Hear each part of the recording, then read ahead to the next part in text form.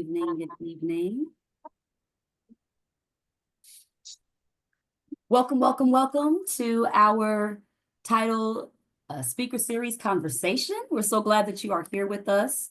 We'll be beginning in just a minute, but won't you let us know where you're coming in from? Would you go ahead and put your locations in the chat, your cities. If you're representing an organization, let us know what org is here.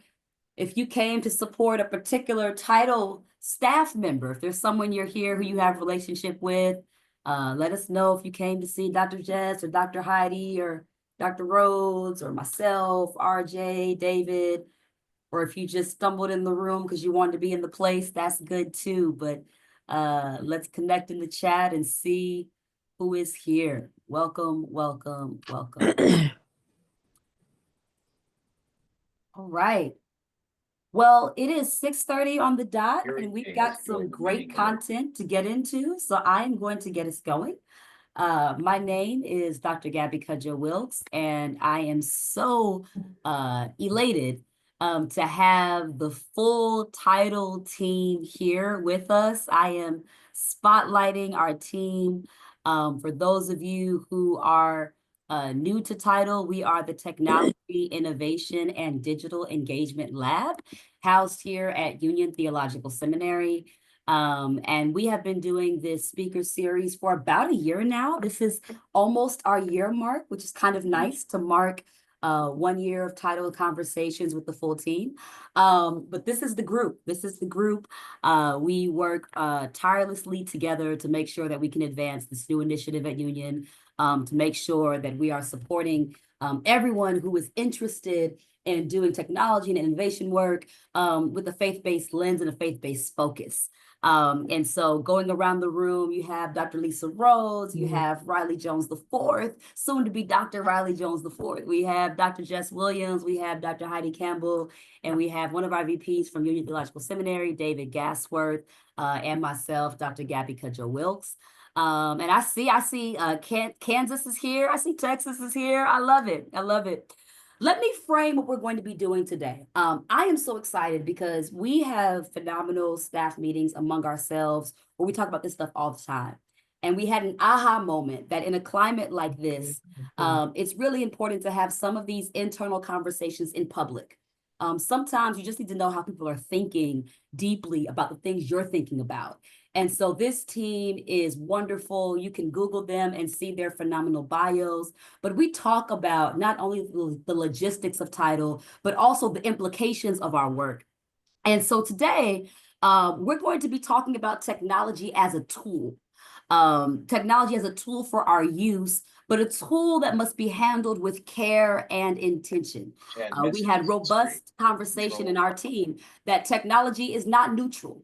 It cannot be neutral because technology doesn't come to us out of a vacuum.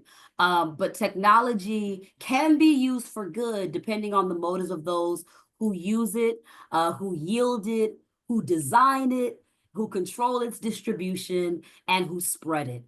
And so for the purposes of tonight, we're defining tech for social good as individuals and organizations who intend to bring about social justice-rooted impact for good and intend to use technology tools to make that work more accessible, more malleable, and more transferable to various communities in need. This is the conversation that you have joined for us to make sure that we are aware that technology in the wrong hands can potentially be harmful, but with the right intention, we may not be perfect, but we can get a whole lot closer to making sure that we are equitable with the ways in which we use our technology. I'm going to invite you all to please, throughout the conversation, drop your questions in the chat. There will be time for Q&A at the end, but because we have such a robust panel, it's helpful to go ahead and drop your questions in the chat as they come to you, and we'll address them in that way.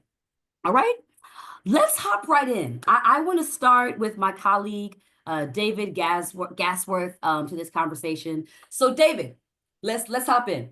You spent years in ed tech before moving explicitly into the world of faith-based leaders who use technology. Would you be willing, David, to surface the lessons you have learned in the boom of technology and higher education particularly between this time period that you've talked about in times past, between 2010 to 2022, where EdTech really experienced an explosion of innovation? Sure. Thanks so much for having me and giving me an opportunity to kind of make a very explicit connection between the work that I did for a number of years at several different universities and the work that I do here at Union, which kind of is at the intersection of higher education and faith-based work. So, higher education has always wrestled with the question of how do you kind of promote access while at the same time, ensuring some level of quality.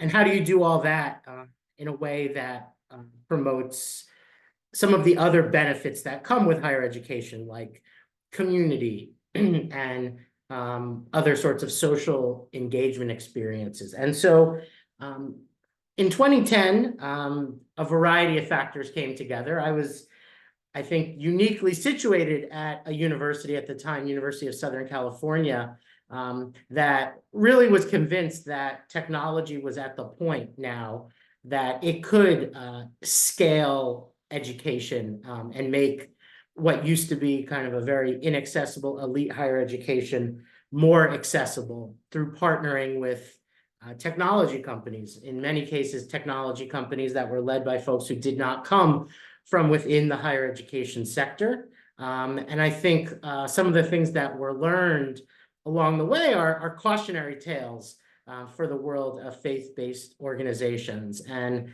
I think you brought up the point of intentions when it comes to tech for good and tech for social justice. And I think when you're thinking about any organization that is looking to make a profit while at the same time pursuing these other types of objectives, understanding kind of who the leaders are and what their intentions are critical.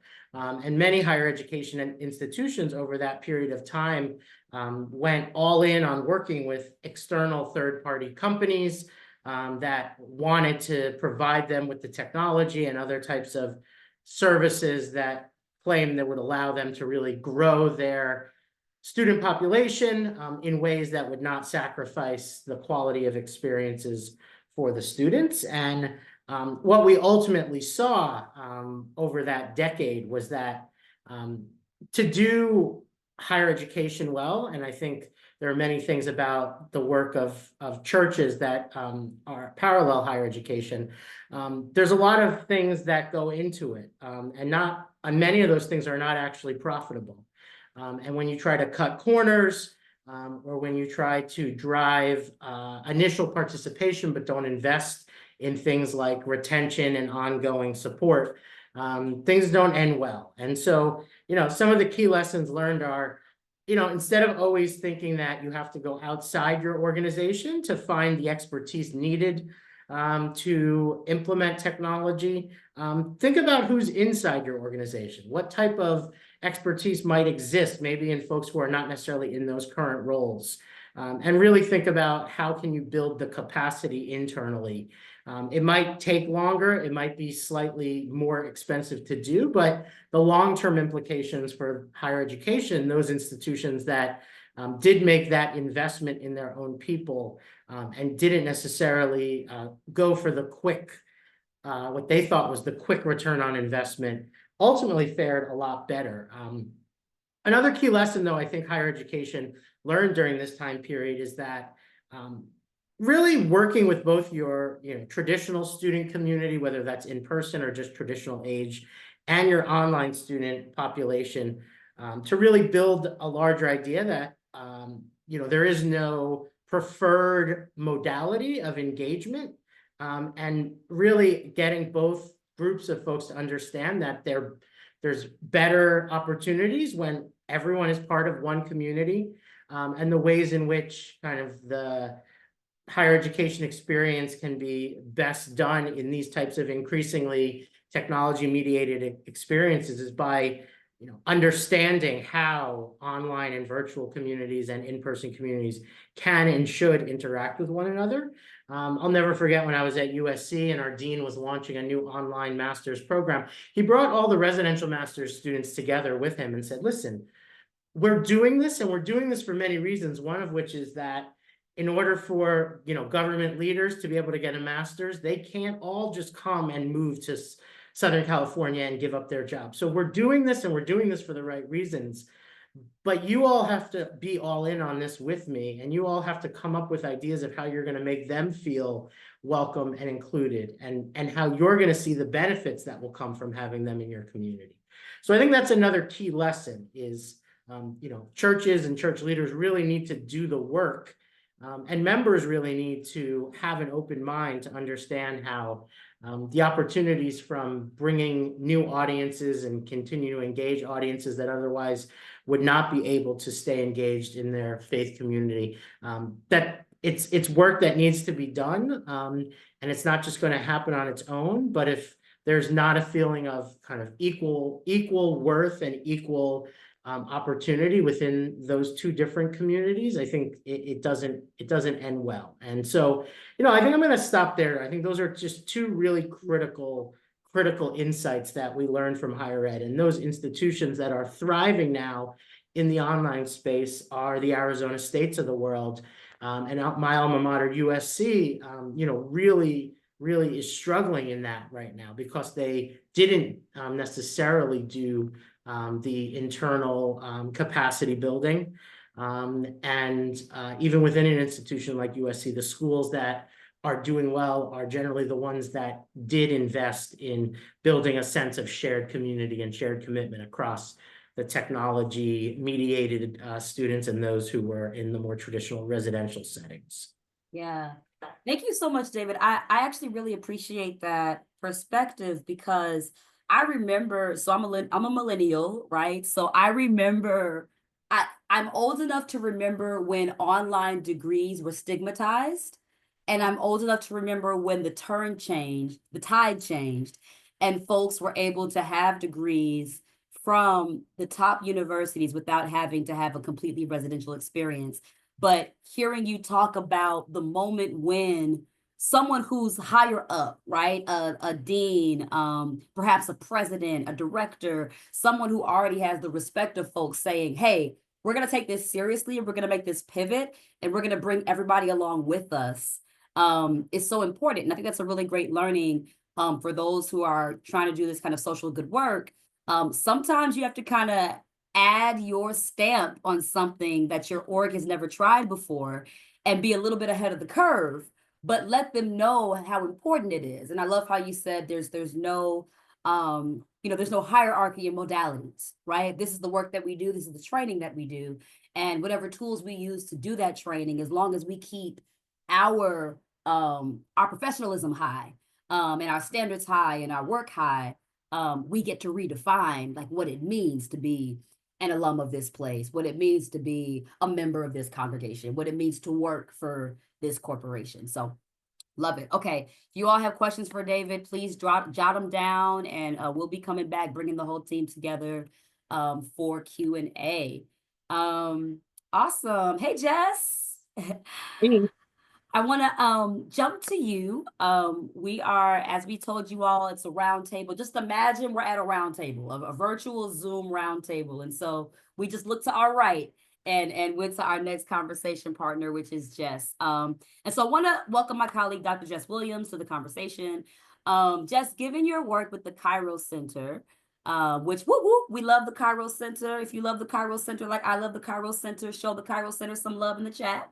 But given your work with them, I would love to hear your take, predominantly on the power of technology and how it can be harnessed by marginalized communities, by poor communities, and how it can be impactful for communities navigating accessibility needs.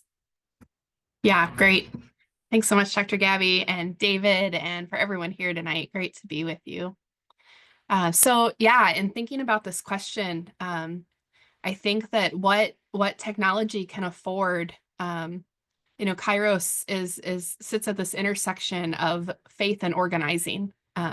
for social justice. And so what technology can afford poor and marginalized communities trying to do that organizing is a way to do that and project that in a loud way to lots more people than what is possible without the uses of technology. So a way for organizations and communities that don't have financial and other resources to still be able to get the word out, get their message out, get their stories out. And I remember about 20 years ago when the Kairos Center was first birthed at Union as the Poverty Initiative, and I was a student there, and we had gathered a number of poor people's organizations from across the country for this training. And one of the organizations that was there did this training for us on how to use flip cameras to be able to document what was happening at rallies or protests or what was happening in our communities and be able to tell the story of poor and That was pretty marginalized cutting people edge with the organizing. flip camera, actually. Right? That was 20 pretty years cutting ago. edge. Yeah, yeah. I know. We felt really great about it. But that's just an example of, the ways that it was, I think, pretty cutting edge at the time. And so there we were able to like access some of these cameras and be able to tell these stories. And so that's an example, I guess, of just one little example within kind of the lifespan and legacy and trajectory of poor people's organizing, of how to use technology for that. A couple of colleagues at Kairos just really have a lot of knowledge and research behind this, more than I do. But that is one example from my own experience that I remember. And on the flip side of that, not to, I don't know, use that word again, but on the flip side of that is needing to be aware of and have an analysis of power. Who controls technology? How is it being controlled? As with all things that we view from a social justice lens or from a values and morals lens from our faith, it's a question of power. And so certainly people can gather and utilize tools to build power for poor and marginalized people. And poor folks in this country have done that for centuries, using whatever tools were available to them to be able to tell their stories and make change in their communities. But with that, needing to also have an understanding and analysis of what is behind that and the power systems that these technologies operate within, being able to pivot when tactics or values become untenable for their use in pursuing social justice. So there's like this both and, I think, for poor and marginalized communities, harnessing the power of it and also understanding that it's embedded in systems of power as well. So same as we would understand a newspaper or a news channel or some other media. Yeah, go ahead, Dr. Gabby, please. Could you speak a little bit to that being willing to pivot piece? Like you said it very neatly, but we know that when folks get attached to certain tools, pivoting can sometimes seem scary. But can you give an example or just kind of a big picture of the value of pivoting when you recognize that a pivot might be necessary? Yeah, absolutely. I mean, I think there's examples, and I won't name specific names, but people could probably think of them in our recent experience together of just technologies that have maybe changed hands or technologies that have changed their mission or changed the way they operate. And all of a sudden it feels like privacy is no longer there, or security is no longer available, or censoring, just there's all kinds of things that could come up within use of technology. And so being aware, as whether it's a social justice organization or a faith-based organization or both, that of the need to, once something just becomes something that doesn't align with what the change that we're working for in the world, of needing to pivot. And so kind of always having our ear to the ground of the power that does lie behind these technologies. They don't exist within a vacuum. And these days what we see is a lot of billionaire control of a lot of technology. And so how do we both use that to our advantage, but also navigate that in ethical and responsible ways? Yeah, I love it. You were going to speak to accessibility communities. Yeah. So I think accessibility is a part of that because that's a question of power, right? And so who has access to some of these technologies? I mean, we saw even in the pandemic that who has access to usable internet is not as widespread as many of us might have thought.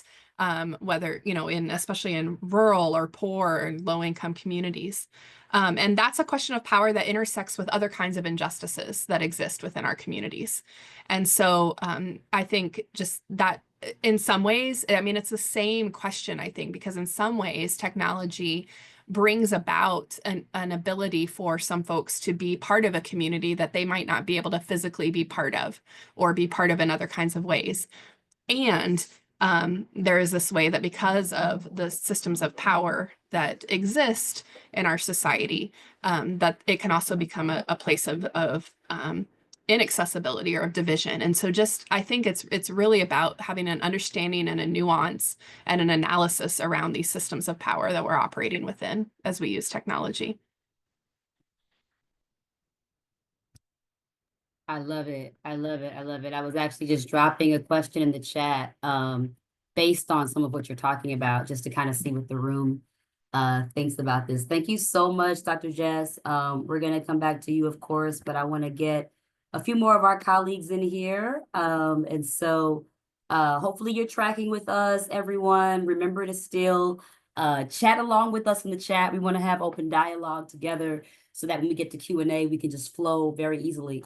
But Dr. Heidi Campbell is here with us. Our fellows call her Dr. C. Good to see you, Dr. C. Definitely want to loop you in. So we've talked a little bit. David has really given us a little bit of a perspective on how ed tech kind of looked at a wave and a transition of technology, and some got on board and some were a little later to it, but there were a lot of learnings and kind of how do you normalize and optimize new conditions that perhaps before were stigmatized or frowned upon, or just quite frankly not available to us. And then Jess has given us some really good things to think about in terms of how technology might empower marginalized communities and communities that perhaps have not had the same access or the same widespread reach for their own work due to limited resources or what have you. But I want to bring you in for some of your work. It is not an exaggeration. I'm not biased. I'm just calling it like it is. It is not an exaggeration to call you one of the leading scholars in digital religion. And we're just so grateful to have you on our team. And so I wonder, Dr. Heidi is a prolific author. Grab all of her books. They're all good. But I wonder, Dr. Heidi, if you could share with us how you feel religious communities use technology. And in particular, I would love for our audience to be able to understand a bit of some of the frameworks that you provide in your research and in your work about how religious communities can and should evaluate technologies alongside their values. So just to back up and make sure our audience is coming with us, David and Jess both talked about how you should assess what's going on with tech, be ready to pivot, be ready to understand who owns it, what are they up to. But you have a very particular framework and way of guiding religious communities and how they can make certain decisions about tech use based on the values they already hold in their own community. So talk to us a little bit about some of your research and some of your recommendations for folks who are probably persuaded that they need to take some assessment of technology, but maybe overwhelmed about how and where to start. Thanks, Gabby. Thanks for having me. And it's been great to be part of the TIDEL program. So one of the things that, even though we heard some examples, about both in education and religious organizations using technology, in many respects, some religious communities and churches have been a little bit late to the table, as it were, of getting on board with digital. And the forced digital transition of the pandemic is really kind of the point where they first got on. And so one of the hearts of the issue, as far as that's still for religious communities, is just, what is the nature of technology? And I think a lot of the kind of fear and concern about what digital media could be, and especially looking at the AI revolution, is this idea that technology is all powerful. And there's this often kind of assumption that, technology is got its own inbred value system, and it's been designed in, and it's basically anti-religious, and it's anti-human, and it's really about encouraging values that are problematic for a lot of the communities and organizations that we work for. And in media studies, we call this kind of viewpoint technological determinism. It's the argument that the technology is so powerful that it's going to determine its outcome. But one of the things that's been foundational, in TIDEL is like taking that user-centered perspective to really see that technology has the ability to be shaped by the people who use it. It doesn't just have this ultimate outcome. You take something out of the box and it may be designed to go one way, but we know that the user can kind of culture it and tame it and adapt it to its purposes. And so, a lot of the work I do is kind of taking what I call it what's called the social shaping of technology approach, looking at how people do shape technology as well as how they can.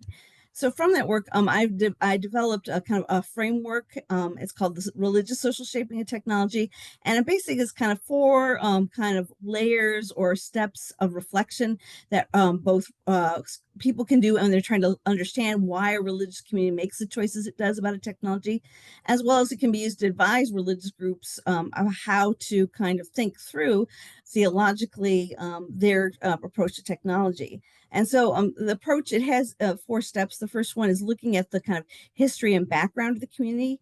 And this kind of the understanding that, if we understand how a religious community, how they define themselves as a community, what their kind of authority structures are in the history and tradition, and if we understand kind of especially how that tradition first kind of adapted or adopted to, the first revolution, which was the print revolution, then we can begin to see that there's some kind of built-in kind of practices that that community already has and decisions it's made. And then the second level is looking at the core values of a community, especially in the contemporary context, because we know over different times and spaces, that maybe a community's mission won't change, but what's valuable or what's important may kind of shift in the priority spectrum. So looking at those values, especially that relate to how they see technology and they use the media. So things like, is media, like what is their communication goals in the community? What is their mission and how might media help them meet that kind of mission, whether it's, evangelization or social justice or a religious education. And so kind of by doing reflection on those two, the history and background and the core values, we then begin to see that, okay, there's a platform in place that religious communities often inherently or even kind of inadvertently have in place for making the choices. And then I like to lead groups through kind of looking at, okay, how do we negotiate technologies? And based on 3 different assumptions. One is that, most religious communities, they don't reject technology all outright, but what they do is they'll accept certain aspects of it, reject other uses that may be problematic or that encourage problematic values, and then they go through some kind of adaptation process. So realizing we have to kind of see, like, evaluating what's the good they keep, what is the problematic that they push against, and how do they restructure it. And then after we kind of see that, then we see kind of a trajectory that can be created that we can explain, okay, this is how they adapted to the age of television and film, how they're adapting to the digital age, and even maybe choices that they maybe could make in the AI age that could be consistent with their kind of their theology, their mission. And then the last level of reflection is looking at the discourse of the community. I argue that, if we look at people's technology talk, then we can find out a lot about who they see they are, their religious identity, and how they want to be seen both inside their community as well as to others externally. And so that can be a way to kind of validate who they are when the way they talk about technologies, so that, I sometimes I'll tell my students, we will know they are Methodist or Baptist by the way they use technology. If it's kind of complementing and enhancing that that religion, that tradition, that perspective. And so, kind of as to sum up that, I think that, we religious communities need to kind of push against and be reflective on kind of to what extent are they seeing technology as, kind of this all-powerful tool that they feel like maybe held hostage to. And in some ways, by kind of treating technology as, this all-powerful entity, it's making it like an idol. And rather than being kind of trying to keep themselves safe, they're actually creating an unjust power system within their own community. And so kind of basically it means doing the hard work of saying, who do we want to be with technology? How do we harness it for those purposes? And in what ways may we have to kind of change, revamp, or like we're doing in TIDEL, innovating the technology in order to build the kind of communities that we feel called to.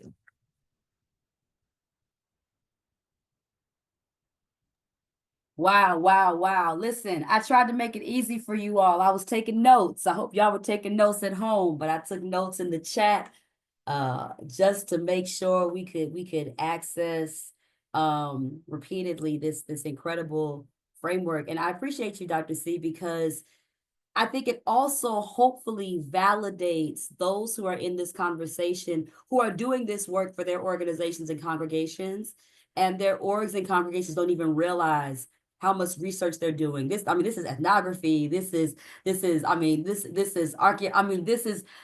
just, there are so many sub-disciplines within the framework you've just given us.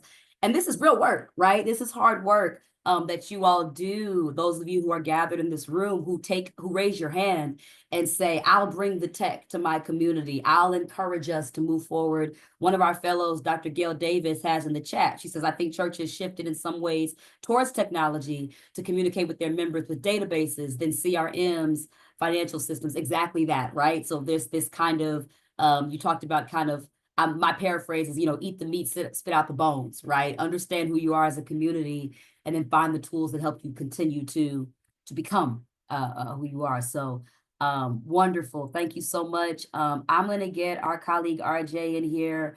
I know you all had to have enjoyed that. I took notes myself, and I get to talk to her all the time.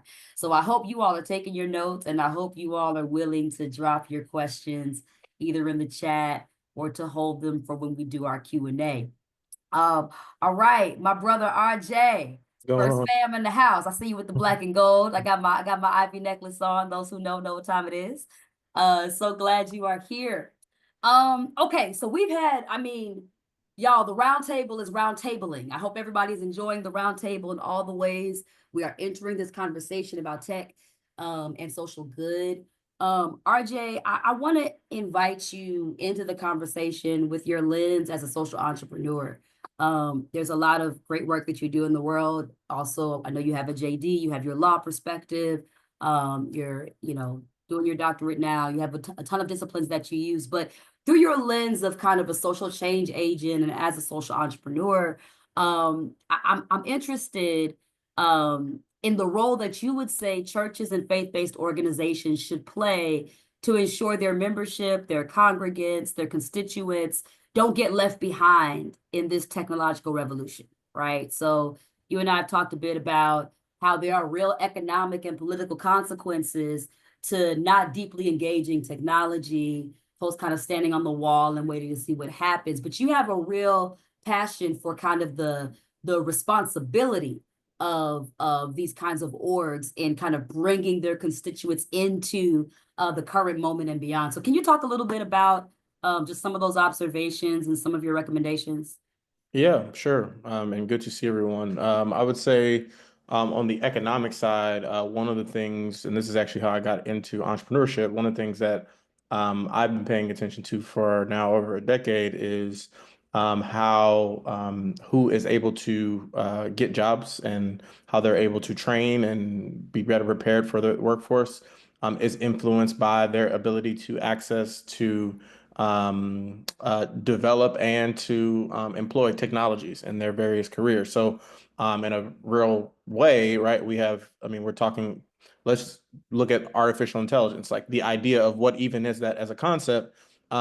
It's not necessarily knowing how to code an AI tool, but it's being able to explain how that could be used in a particular context, right? So you have people who are, to your point, sort of on the wall saying, I don't want nothing to do with automation. I happen to, in another life of mine, run a small cultural organization in West Philadelphia. And one of the first things I did when I took over as executive director, I said, folks need to write a script for the tour for the museum. And I said, okay, tell me like how the tour goes. And they go through this and I said, how long does it take you to do that? I said, like an hour and a half. I was like, okay, do this on this AI tool. And we took that hour and a half task and made it 25 minutes. And so that was the first time I saw, well, wow, there's actually this resistance. And it's not even unique to age demographic, right? Like it is much more about people's like personal investment or comfortability with using technology. It prevents them from really being sort of seen and valued in a workforce where we know right now it is very difficult to even get a job. And so you want to sort of be thoughtful there. But the role I think churches and faith-based organizations play is they are the sort of lowest on the ground community organizations closest to these people who are sort of most vulnerable, the racially marginalized, the socially marginalized, folks with disabilities, the people who need actual services to be able to learn how to like access these things, need that access. So I think faith-based organizations and faith leaders should really take on a larger role in sort of like shepherding folks into that context. I think on the political side, though, I think we're seeing things like predictive policing and facial recognition. Again, things that are, as faith leaders and people who are just thoughtful about some of the moral consequences of technology, we have to be thoughtful about how we engage our local governments and things like that, and schools, and thinking about making sure that the tools aren't telling us what we should be doing. They're informing how we sort of think about the information. And then I would say like there's a huge risk of like misinformation. So like let's make it real for us in this faith-based context. 2 days ago, the President of the United States shared an AI generated meme of himself as the Pope. Now that's sort of like just sort of an aberration, kind of like what I don't know what the implications of that particular thing are. But that is to say, right, that at the highest levels of our society, that people are thinking about how do they use artificial intelligence and other sort of like what we call an LLM, a language model, to like put out images, and that could be false images, put out messages or some summarized information that is not necessarily representative of what is actually happening, again, particularly in the communities that are the most vulnerable. So I am very passionate about ensuring that we are at least if not tech literate, certainly tech aware, and we can understand what's going on. Yeah, I love that. At least tech aware, if not tech literate. And that moment with that photo, it was a few technologies working together, because when it first came out, I think many of us just assumed, some kid or some individual just put it together. But then looking and seeing that, oh, it's actually coming from a vetted tech platform from the White House's account. Then we see the picture, then we recognize. So all these different kind of checkpoints that we have for technology. Okay, it's a legitimate, social networking site. Okay, it's a legitimate account. It's not a fraud. It's not a fake. It's the real account. Okay, it's an AI photo, but they intentionally put it out. All these different iterations. Great example, but I love that, trying to get folks to be tech literate. And I think I appreciate your call out to us as faith leaders to see the ramifications of not just like, are you a cool kid that understands how to use your phone, but rather like, can you get employed? Like, can you assess what's happening in this day-to-day pace of how we're moving in the world? So thank you so much.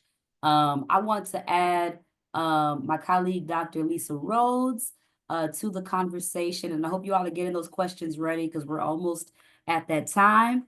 But Dr. Lisa Rhodes, so good to have you in the space. Thank you so much for being present with us. I wonder if there's anybody from RISE in the chat. I'm a proud RISE alum, a proud RISE former mentor. If you represent the RISE network in any way, make some energy in the comments for us, please, because our wonderful executive director is here.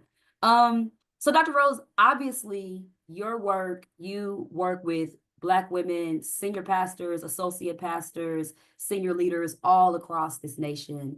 And I'm interested in what you have seen, in particular with this particular demographic of Black women leaders. Have you seen technology? What is the real-time impact of technology that you've seen on these leaders? Have they found it to be something they can adapt to well? Is it something that energizes them? Is it something that concerns them? Is a little bit of both. Kind of what are you seeing, especially as you've been really intentional in bringing a cohort of RISE women to the TIDEL cohort to make sure that they can lead their mentors to also in a tech revolution. So you kind of have an intentional multi-layered approach of getting folks directly connected to technology. But what are you seeing? Well, I see a lot of things. I mean, I think, first of all, thank you. You and I kind of wondered about my presence here this evening, so it is great to be here and amongst those in the audience, as well as the team leaders of the TIDEL Fellowship. I see that there has been some development. It's been a developmental process. It's been a process of becoming more aware and growing to be a little bit more literate. I think that there was initially perhaps for some faith leaders across the spectrum, particularly in Rise, depending upon where they fit in the age range, because they have the young millennials who I think are much more comfortable with tech than perhaps the baby boomers who may not have engaged in as much tech. But over the time that we've been doing this work of mentorship, I've seen a growth spurt among all of the age groups, really wanting to learn more about technology, wanting to leverage technology as a tool in such a way that it could advance their ministry.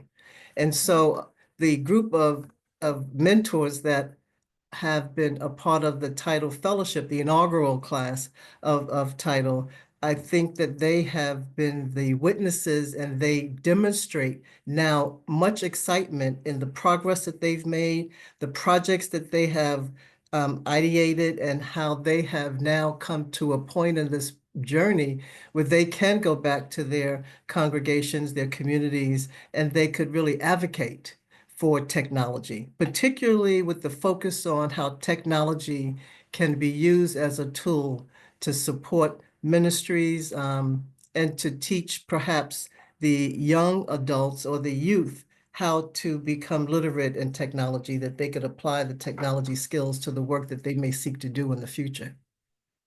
So I've seen the progress. I I've love that. definitely seen progress. Has Yeah. anything surprised you in this journey Surprised me? with just the immersion of the Rise women in this tech journey?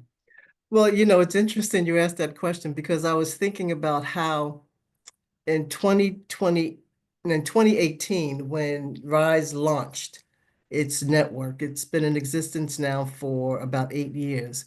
We were in person, and there were many women across the network in various cities and regions requesting to be on Zoom virtually. Mm. And I pushed back, I resisted, because there's such an advantage of being in person, being able to connect in person, to have the kind of intimacy and community that I thought could not exist online and virtually. And then we were catapulted into a virtual platform because clearly COVID shifted the atmosphere for all of us around the country. And we as a in-person network became virtual. Yeah. And so I was somewhat surprised how you can have a virtual platform and how the women could gather in community and create the same kind of connections and intimacy that we had in person. Yeah. And so that was probably one of the biggest surprises. And they clearly desired to be in person, but I think that they have maximized and they've taken advantage of the virtual platform. To my surprise, they've done it very well. Yeah, I love that. I was in the room for the Yes, you were. 2018 physical gathering in New York, right at Union. And I've been in the room many times for the virtual gatherings. And it's been, you're right, it's been phenomenal to see the engagement on both sides. And it's amazing how we can take technology and we can use it in ways that are human-centered, and that Yes. we could really create the kind of intimacy Yes. and connection that we did when we were in person. Yeah. Yeah, I love that. Well, I'm going to bring the full team back. Would love to give you all, the audience, an opportunity to raise some questions in the room. If your question is for a particular individual, you can name it as such. Otherwise, folks can take it as they see it. But yeah, let's open it up for Q&A. If there are questions, you can either raise your hand or you can join us by putting your question in the chat.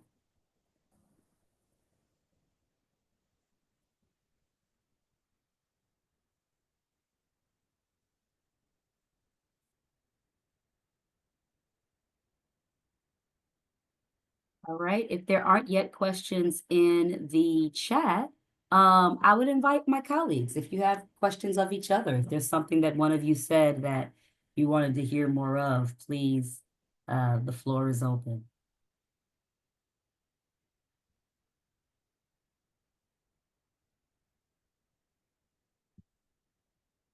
I'll jump in here. I would really like to hear, especially from Riley and Jess, like when you're thinking about the work that you do and who you work for, like what are some of the either technologies or like opportunities that you think you would love to see developed for the people that you're working with specifically, or what do you see as like this is the need right now with technology and social justice?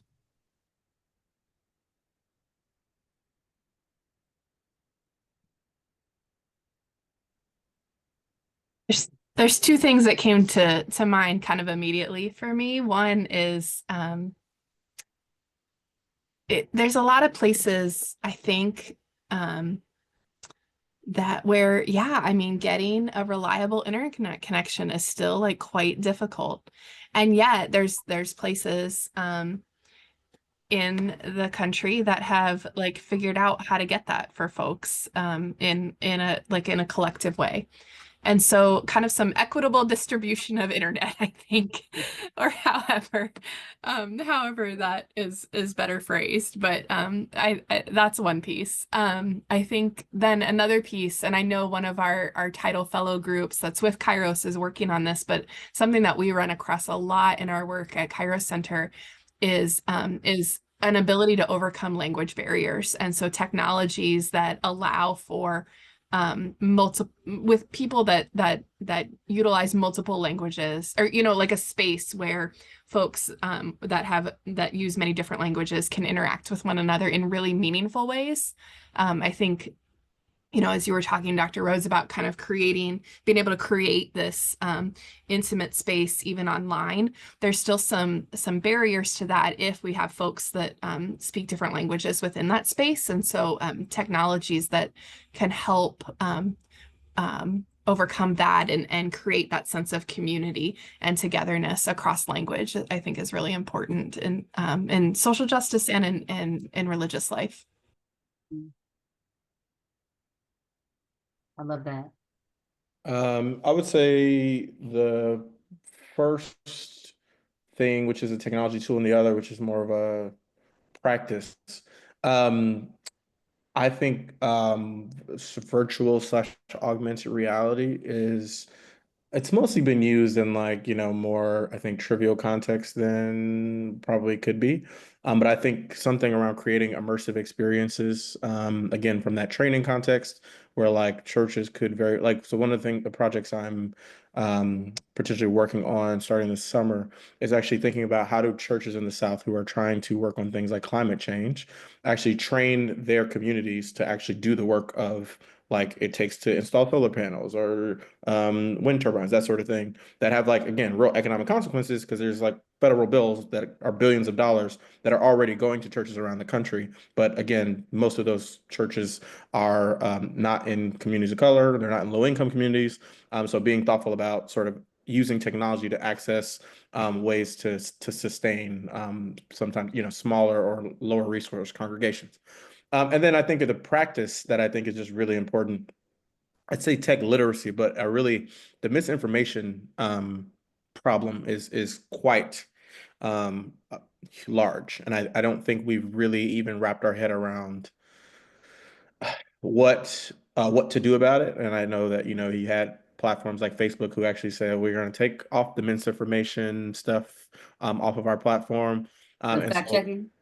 Yep, there's no more fact checking. So having more local actors who can actually be those checkpoints of like, nope, that's actually not real. That's actually not what's happening. Because I think we've seen that people really get it's very easy for people to get riled up about things that may or may not even be actually true. Yeah. Do you all have, whether it's listservs you subscribe to, LinkedIn profiles you follow,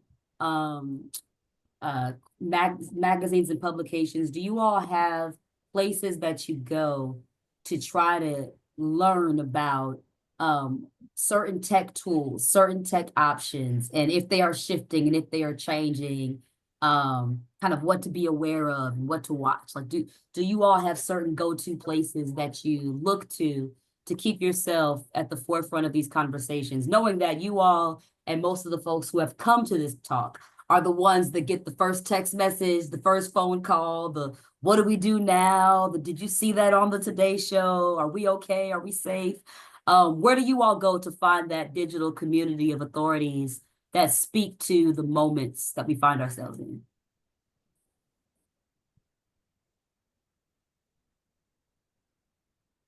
Yeah, I think that's one of the blessings about for those of us who are in academia, that we often kind of get easy access to that information. We have a great teaching and learning center on our campus that's really kind of on the ball about AI. And so we get, I get posts once a week about here's the latest AI tools that have come out. And then I try them or I introduce them to my students and say, hey, you figure this out. And then we'll talk about it and reflect on it together. So I think, that's just one of the ways. But also it's like, I think that, that sometimes we're afraid, I think, in religious organizations about getting deep into the tech bros world, as it were. But there's, I think, just like finding a good podcast or, finding, people that can conversation partners. I'm blessed to have a husband who's in that world. And so he's always introducing me to technologies and then, and then we'll talk over dinner what the positives and negatives are of those kind of tools. But I think, yeah, it's kind of finding the tribe of people that you feel comfortable with. And right now just because of research, I've been spending a lot of time like on crypto platforms and crypto spaces where people talk about tech all the time because, it's like, if it's new, they want to absorb it. And so they don't do much critical evaluation, but at least they tell me what's on the radar. Yeah, I love that. I'm curious, like the degree to which like faith communities, congregations could be places where that type of cross-pollination happens, but maybe isn't for whatever reason, right? I mean, the one thing about a congregation is you're generally having folks come from different professional backgrounds, occupations, companies, and that's, in many ways, I think what TIDEL is trying to do is how do you bring ideas from the arts, culture, higher education, healthcare, all the different technologies that may exist with applications that are specific to a particular field, but that there's no inherent reason why that technology could not be used in other contexts. And I'm curious the degree to which there's so much tech anxiety, both because folks don't trust tech, but folks who just are not comfortable with it, that having those conversations in a congregational setting might not even be seen as an appropriate thing. It might alienate a lot of folks, right? I think of, I think my parents, if the conversation turned to AI at the, synagogue, brunch, right? They'd be out of that parking lot as fast as anything. And in some ways, but maybe that is the place that they need to be having those conversations, right? And I'm just curious the degree to which, they talk about, they say you don't talk about what politics at the kitchen table, religion at the kitchen table. Like, to what degree are we not talking about AI at the, the church, lunch? And is that something that, needs to change? Throwing that out there. Yeah, I think it goes back to RJ's point about our responsibility to create spaces where we are. I think Riley's language was tech literate, and then Heidi gave us the language of was it tech relational? No, tech reflective. Yeah. Yeah. There is a question in the chat. I'm gonna throw out there tech compassionate. All right, so we got tech compassionate, we got tech literate, we've got tech reflective, we also use tech competent. This is the scale of which when we bring these conversations to our congregations, we can kind of sort folks. There is a question in the chat from Katrina. This question is not directed to anyone, so I think anyone can take this. What technology do you use to deploy and execute your training? So does anyone in this group use technology to help support your training of team members or leaders in your context? I promise to be spicy on this Zoom. I put it in my LinkedIn that if you want to hear me say something controversial or spicy, come tonight. So I'm going to say something spicy or controversial. I don't get alternative reality and virtual reality. No matter how many times I try to be like, oh, I see an application for that that's relevant. And it's been pushed a lot in the training world. And I don't get it. If someone could just explain to me what I'm missing here, but honestly, I think in retrospect, alternative reality, virtual reality is going to be seen as one of the biggest wastes of time, energy, and money. And in some ways, like a lost decade. So that is not what I do not use that. Now, here's the question to you or anyone else. Are Yeah. you a video game person, David? No, Are you a gamer? No, none of it. I don't even have imagination. Because I too am not necessarily into augmented reality, but folks I know who are really into gaming love it. So I feel like there's a through line between gamers. But okay, so there's one response of kind of what doesn't work. Anybody have any responses on what they've tried that they have enjoyed or that has worked for them when doing some training with technical? I'm gonna do the thing we don't usually do on panels and disagree with David. Okay. Give me one sec. You should be able to see that. Let's see. There we go. Yeah, we can So see it. this is a training I developed for this is like literally a small explainer video. But the idea here, going to my solar panel example, is like this is literally someone like learning the skill. So think about how much training programs often cost. In PG County, they are trying to hire 7,000 apprentices per year. 7,000 young people between the ages of 18 and 25 per year to train them in various careers.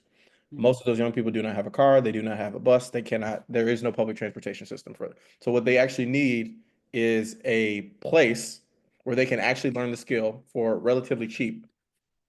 And so for me in that training context, it just makes sense because it solves so many of the logistical problems. But I do think, to your point, the technology is not really advanced enough that it really makes sense. It does often just feel like kind of like Pokemon Go or something like that. But I think there are applications. I don't think it'll be a complete waste. I don't get the meta glasses and all that stuff. That's not really my thing. Right. But I appreciate the example. I love this. I love this. Let me, if there are no more questions in the chat, I want to give everyone on the panel an opportunity to offer closing thoughts. Are there any more questions? You can either raise your hand or put it in the chat. Otherwise, we will close out. Want to leave a little space for folks if someone has a burning question that they were on the fence about asking. Okay.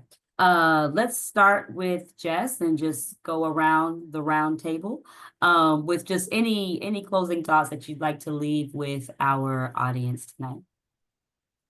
Yeah, I just really appreciate the conversation and all of the different entry points that those of us around the roundtable are coming from, as well as the questions. So, I mean, I don't know that I have anything to leave, but I have something I'm taking with me, which I appreciate, which is these phrases that we tossed around like tech reflective, and so really the concept of being really using critical thinking in how we're utilizing and employing tech within our communities. Love it. Dr. Rose?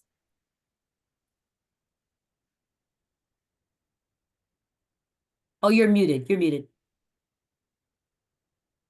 Yeah, I too will say that I've enjoyed the conversation. There's a lot of depth and breadth to technology, and this is just the beginning, right? I would like to also say that I would want to see in churches and faith communities, in the religious community, technology that works specifically with young people, with children, with youth, with adults. They need to really have some guidance and some understanding about how this technology is used to leverage, not to be used that it creates a different personality in them. I think some ethical questions really need to be raised, as well as some training and literacy. I had a wonderful conversation with Riley about his beginnings, and to know how he was influenced significantly in his formative years, which brought him to this point in his career. So yeah, that would be my closing remarks, that we all need to take responsibility in helping to make sure the young people are guided through this revolution. I love that. RJ, you want to go next? I actually love that point. I think what I'll add to it is I've been thinking a lot about that in the particular context of like faith formation. And there isn't really a tech tool that people, parents, pastors are using to aid faith formation for young people. And I am most concerned that people with perhaps nefarious intentions will do it first. Mhm. And how do we actually do it in a way that does not aid division, but in a way that actually does what faith is supposed to do, which is bring people together. And Yeah. it takes people who are in this room to be thinking about that, and being sort of forward, and forward thinking in that. So that's just something that I've been thinking about a lot. Mhm. We need to continue to talk about that. Yeah. Love that. Dr. C. I think, you know, two of the things I would say is that one of the things I think that it's really kind of hard for people in faith communities, especially churches, especially if you don't consider yourself tech fluent or tech literate, to kind of go out there and say, okay, I'm just going to try using this technology and play around with it, and I may get it right or may get it wrong. And so I think faith communities need to get out of the fear of, like, you know, of the beta version, you know, of like, you know, and I think some people got over that hump during the pandemic when they realized, like, oh, I'm recording, you know, this service, but I have, you know, this filter on, and now I have a funny hat. You know, there was a lot of kind of mistakes, and people learned that they had to be a little bit kind of flexible and that. But I think, you know, we need religious communities to be willing to experiment. And I think also sometimes people assume, like, especially for tech for social good, you need to build something brand new that's never been done before. There's so many tools that are being produced right out there right now that can be used for different purposes. And I think religious organizations need to think more in terms of curation. How can we kind of culture the technology?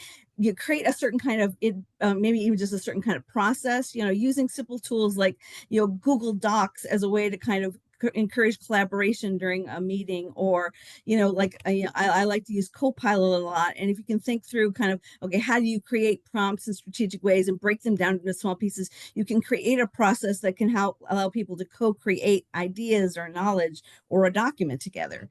And so I think it's a matter of, you know, again, experimentation, the fear of kind of failure, and then really embracing curating the digital tools we have, and then evaluate them while you're doing that to see, is that the space we need to be in, or in what ways does it help or hurt the community? I love that. Just get in there. It's like when I first moved to New York and I was asking for directions. They were like, just get lost on the subway a few times. I know the city like the back of my hand now because I got lost on the subway a few times. Lord have mercy. David, any closing remarks from you? I would, you know, just say, as we talk about thinking about technology with young people, I just don't want to lose sight of the reality that we're an aging society, and in many religious communities, their core members are aging. And I believe there's a human desire to be able to use the technology of the day, and that any sort of anxiety or resistance is ultimately the responsibility of the religious community to address. And whether that means matching older folks with younger folks who can be there to support them, or, you know, building, you know, tech chaplaincy as a concept.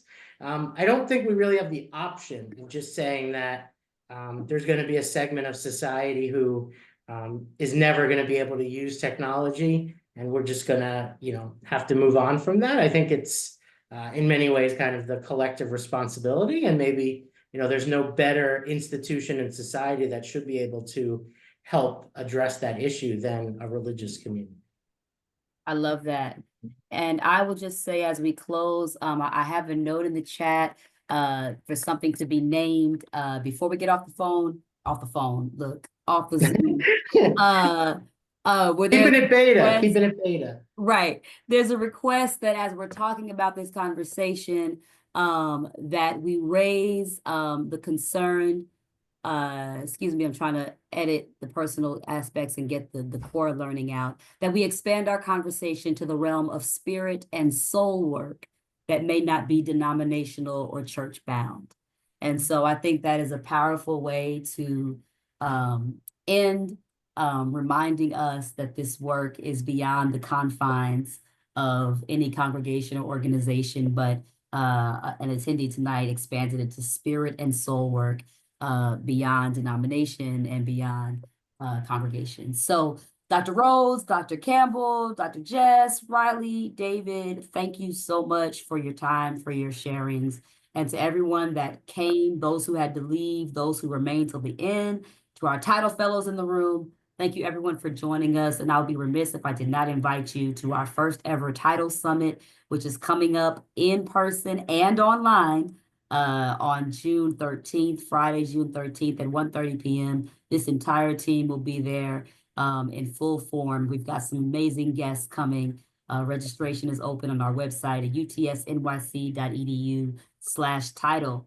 Have a great night, and thank you again for joining us. Thank you. Okay, take care.